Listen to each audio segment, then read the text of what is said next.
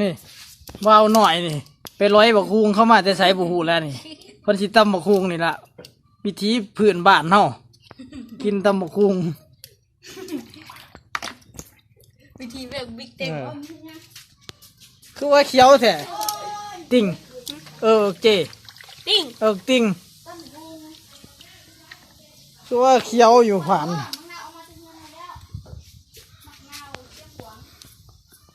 บาวขึ้นไม่ได้นี่กำลังฮิตนี่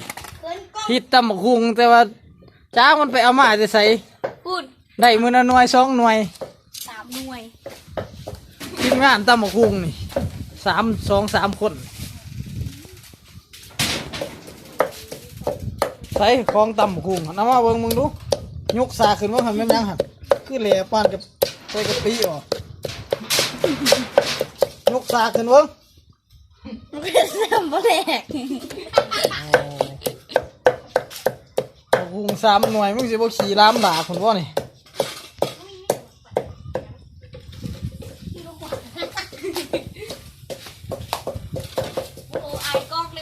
หมอเสือแดงนี่หัวหน้าทิพย์ตำบักคุง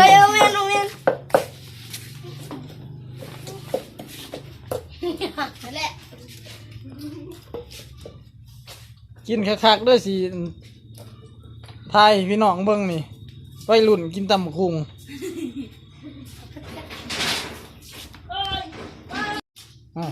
3 หน่วยพุ่น3 สิกิน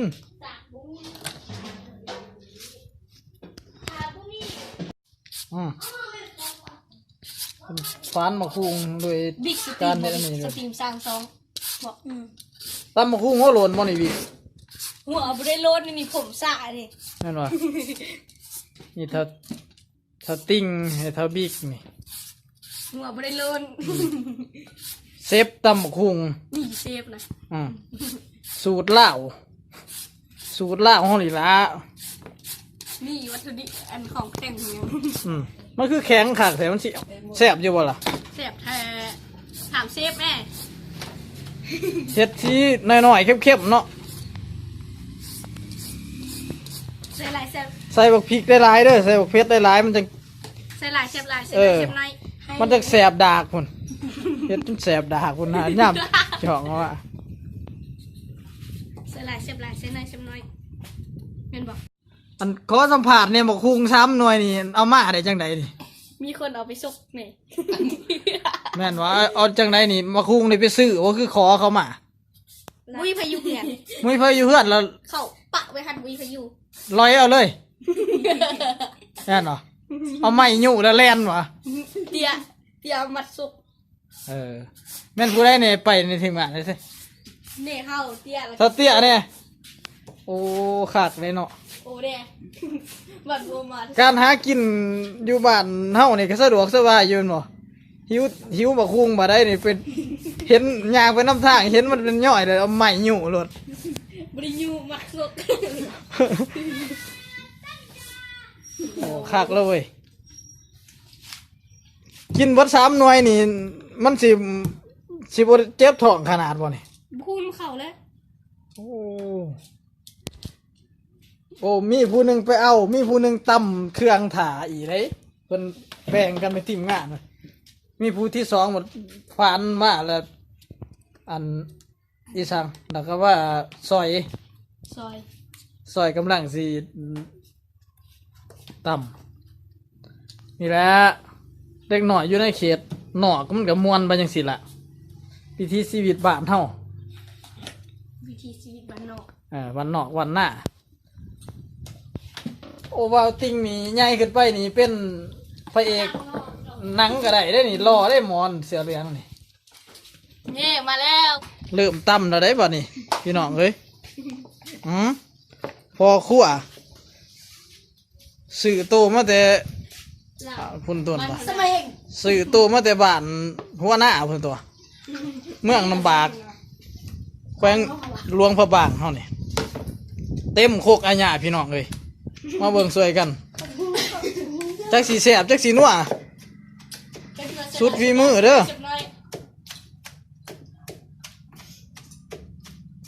ติงมูมาตำสวยกันบ่ติงมีเซฟแล้ว เขาไปเบิ่งต้องจะเบิ่ง โอ้เมื่อกี้ช่วยเขาซับซ้อน เซฟตำบักหุ่ง ซับซ้อนซับซ้อน ก็ติดตามแม่สมุด กูมีผู้ติดตามพันเลยดิพันกูส่งกูโอ้พันละ ใช้สติก ส่งดิโมสตรีมสดนะ แม่นว่าอยู่ใส่ เอ้ย ตอนนั้น เจ็บ เขา เจ็บ สตรี เจ็ ม บ สดนำ ค อะ ร ไร บสิโต๊ะแล้วเจ็บเจ็บ แล้วมาบ้านนี้ไม่ได้สตรีมละ ครบสิโต๊ะจากตังแล้ว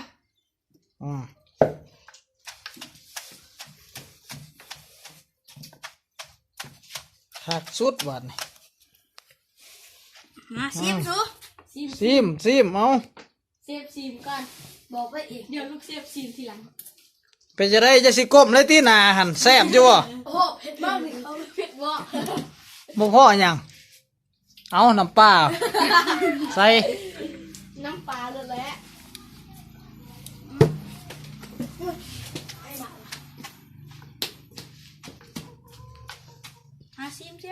ซีมเนี่ยมันเป็นเซฟนะ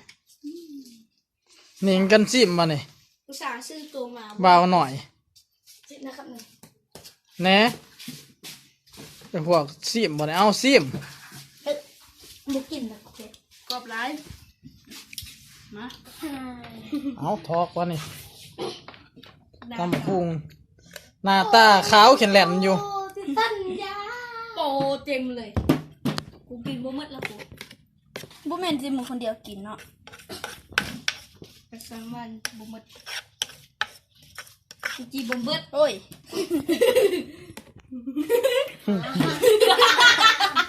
ขวดบักหุ่งใส่ครกโอ้ใส่อันน่ะจานเฮียพุ่นนี่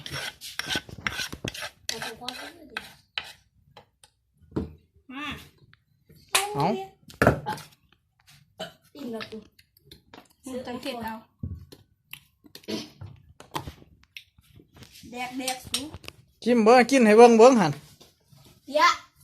เตียไปที่โอตอนนั้น กินเข้าไปกินมือกล้องสิถ่ายให้เข้าไปทางพุ่นสติง โอ้ มาสิก่อนเลย ถ่ายแต่บ่โอ้ยฉันรู้ว่ามันบ่เข้า อ้าวพ่อ เข้ามากินตำบักหุ่งนี่ โตแบบซีจียังแค่ทำเป็นพระ โอ้แนวกินแบบโจรโอ้เบิ่งผู้เสือแดงนี่เพิ่นกินแน่แล้วเอาเขาทั้งกล่องเสือเพิ่นย่านเขาเห็นหนามันดิพิษหนาพิษตาพุ่น โอ้ยอยากขัวเว้ย เอาเบิ่งหมูดกินหมึกติงเนี่ยเอาแนวใดเอาใส่กล่องเสือคือกันนี่บ่ ทางนี้จริง เออกินหลอดวางขาเอากินให้ไหมเบิ่งหลอดวางขาหั่นพญาโอ